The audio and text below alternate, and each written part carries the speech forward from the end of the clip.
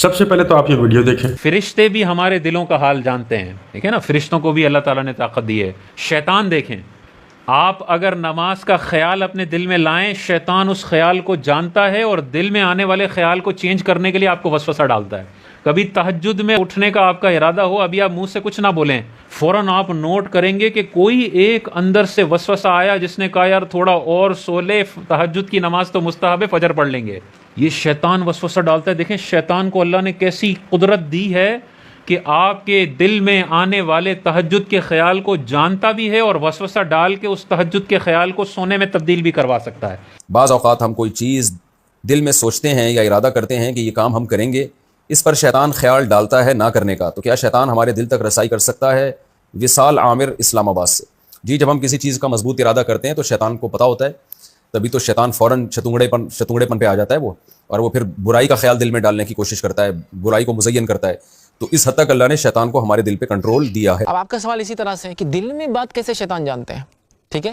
تو آپ صلی اللہ علیہ وسلم کی وہ حدیث کو آپ یاد کر لیجئے، شیطان انسانی رگوں میں خون کی طرح دوڑتا ہے، وہ خون کی طرح دوڑتا ہے، یاد رکھیے۔ اور جب انسان دل میں کوئی بات سوچتا ہے وہاں تک اس کی رسائی ہوتی ہے اور وہ اتنی بات کو نکال سکتا ہے، یاد رکھیے۔ جب شیطان دلوں کا حال جان سکتا ہے تو ہم نبی کے لیے مانے تو کیسے مشرک ہو سکتے ہیں؟ نہیں ہو سکتے نا۔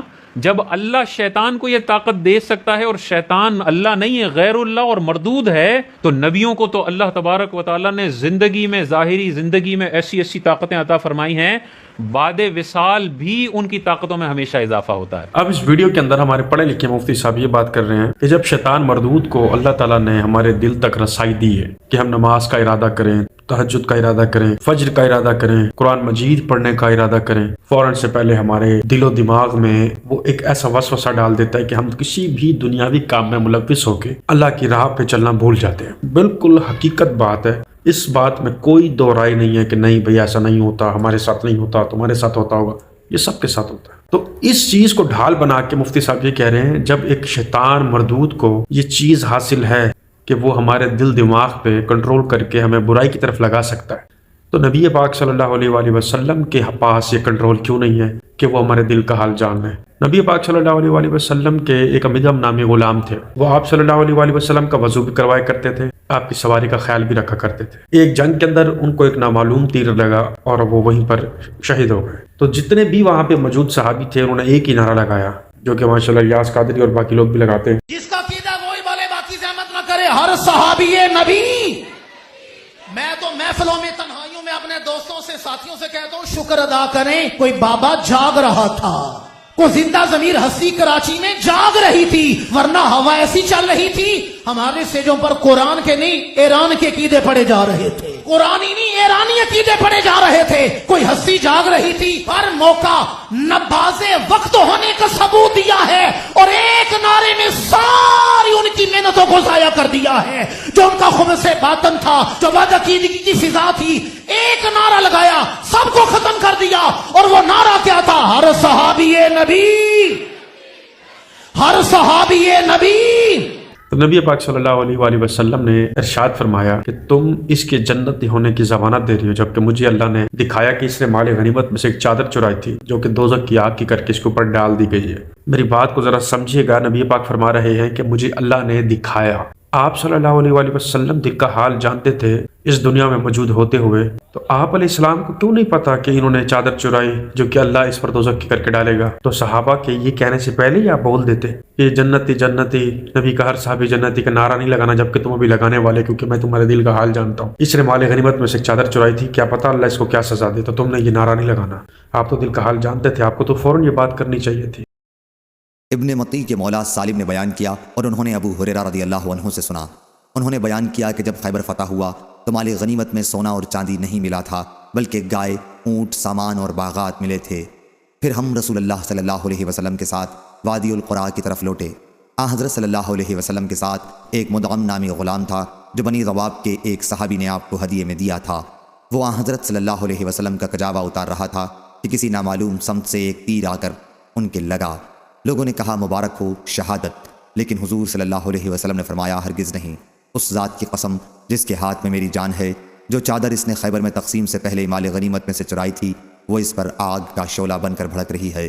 یہ سن کر ایک دوسرے صحابی ایک یا دو تسمے لے کر حضرت صلی اللہ علیہ وآلہ وسلم کی خدمت میں حاضر ہوئے اور عرض کیا کہ یہ میں نے اٹھا لیے تھے۔ حضرت صلی اللہ علیہ وسلم نے فرمایا کہ یہ بھی جہنم کا تسمہ بنتا۔ صحیح بخاری حدیث نمبر 4234۔ شیطان کے لیے یہ بندہ ماننے کے لیے تیار ہے کہ قیامت تک اللہ تعالیٰ نے شیطان کو یہ طاقت دی ہے، وہ دلوں کا حال جان لیتا ہے۔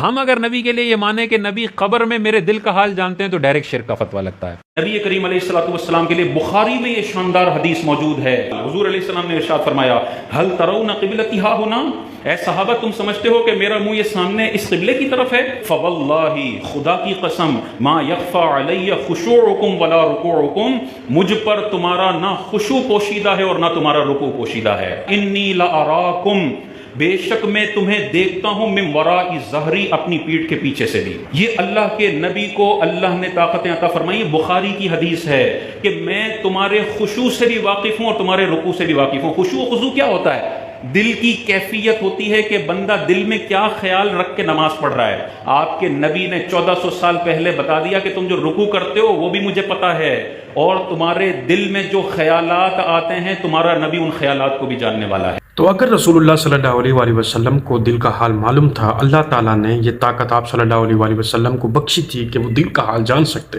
تو جب آپ کا مدم نامی غلام چادر چرا رہا تھا یا اس کے دل میں یہ خیال آیا تھا کہ میں مال غنیمت میں سے چادر چرا لوں، تو آپ علیہ السلام نے اس غلام کو منع کیوں نہیں فرمایا؟ اپنے اس غلام صحابی کو منع کیوں نہیں فرمایا کہ تم یہ کام مت کرو، ہو سکتا ہے کہ یہ دوزخ کی آگ کی کر کے تم پر ڈال دی جائے؟ اس چیز کا کیا جواب ہے؟ آپ صلی اللہ علیہ وآلہ وسلم کو جب تک اللہ نے نہیں دکھایا کہ اس نے مال غنیمت میں سے چادر چرائی تھی، وہی دوزخ کی آگ کی کر کے اس پہ ڈال دی گئی ہے، تب تک آپ علیہ السلام کو معلوم نہیں تھا۔ تب جا کے آپ نے تمام صحابہ کو ڈانٹ ماری کہ تم اس کے جنتی ہونے کی ضمانت مجھے دے رہے ہو، جبکہ مجھے اللہ نے دکھایا کہ اس نے مال غنیمت میں سے ایک چادر چرائی تھی جو کہ دوزخ کی آگ کی کر کے اس کے اوپر ڈال دی گئی ہے۔ تو آپ علیہ السلام کو اگر دل کا حال معلوم ہوتا تو کیا آپ علیہ السلام اپنے مدم نام غلام صحابی کو یوں دوزخ کی آگ کی لپیٹ میں جھونکنے دیتے، جانے دیتے اپنے صحابی کو؟ آپ علیہ السلام جب وہ چادر چرا رہا تھا، آپ اس سے پہلے بلکہ جب اس کے دل میں یہ خیال آیا تھا کہ میں یہ کام کروں، تو آپ فوراً اس کو منع فرماتے کہ نہیں۔ تو مفتی صاحب 15-20 سال آپ نے علوم حاصل کیے ہیں، اس کے بارے میں آپ کا کیا خیال ہے؟ جو تم نے شیطان کے لیے مان لیا اور پھر بھی تم مشرک نہیں ہوئے، وہی طاقت تم نبی کے لیے مانتے ہو تو کیوں تم مشرک ہو جاؤ گے؟ یہاں بھی اللہ کی عطا کردہ ہے ہم لوگوں کے امتحان کے لیے، اور وہاں بھی اللہ کی عطا کردہ ہے شان رسالت میں اضافہ کرنے کے لیے۔ اور دیکھیں شیطان کا علم، دیکھیں انجینئر کو شیطان وسوسہ ڈالے گا انجینئرنگ کی زبان کے اندر، چارٹرڈ اکاؤنٹنٹ کو وسوسہ ڈالے گا چوری کے یہ چارٹرڈ اکاؤنٹنسی کے طریقے ہیں، کوئی عالم ہوگا اس کو علم کی زبان میں وسوسہ ڈالے گا۔ اتنا علم اللہ نے شیطان کو دیا ہے کہ مخلوقات میں جتنے لوگ ہیں ان کی ذہنی رسائی کے مطابق وہ وسوسہ ڈالتا ہے۔ جاہل شخص کو جاہل چیزوں کا وسوسہ ڈالے گا، عالم کو اس کے علم کے مطابق وسوسہ ڈالے گا۔ یہ شیطان کے بارے میں تو طاقت رکھی جاتی ہے، لیکن تاجدار کائنات کے علم کے بارے میں جب ذکر ہو تو وہاں پر انچی ٹیپ نکل آتی ہے اور کہتے ہیں یہ علم تھا اور دو علم نہیں تھے اور فلانا نہیں تھا اور ڈھمکانا نہیں تھا۔ تو مخلوقات میں ہمیں یہ صفتیں نظر آتی ہیں، جو خالق ان مخلوقات کو پیدا فرمانے والا ہے اس کی علم، اس کی قدرت تو لامحدود ہے۔ کتنی عظمت۔ جب شیطان نے اپنی عبادتوں کا صلہ مانگا تھا تو اللہ تعالیٰ ایک نبی کو یہ چیز کیوں دیں گے؟ وہ میسنجر آف گاڈ ہیں، انہوں نے تو اللہ کے دین کی تبلیغ کرنی ہے، لوگوں کو شیطان مردود سے بچانا ہے، دجال کے فتنے سے بچانا ہے، تو وہ دل کا حال کیسے جانیں گے؟ شیطان تو اس وجہ سے جانتا ہے کہ اس نے اللہ سے اپنی عبادتوں کا صلہ مانگا تاکہ وہ ہمیں بھٹکا سکے۔ تب ہی تو اللہ نے اجازت سے دو راستے دے دیے کہ مرضی انسان تیری ہے، میری اجازت ہے کہ جس راستے پہ مرضی چل، ملنا تجھے دونوں راستوں پہ میں ہوں۔ برائی پر چلے گا تو چمڑی ادھیڑ لوں گا، نیکی پہ چلے گا تو مجھ سے بڑا رحیم اور رحمان کوئی نہیں ہے، جو کہ پیغمبروں کا راستہ ہے، جو کہ ہم ہر نماز میں پڑھتے ہیں، انعمت علیہم۔ یہ اتنی بڑی داڑھی رکھ کے 8 10 15 سال مفتیوں کا کورس کر کے آپ کو اس بات کی سمجھ نہیں آئی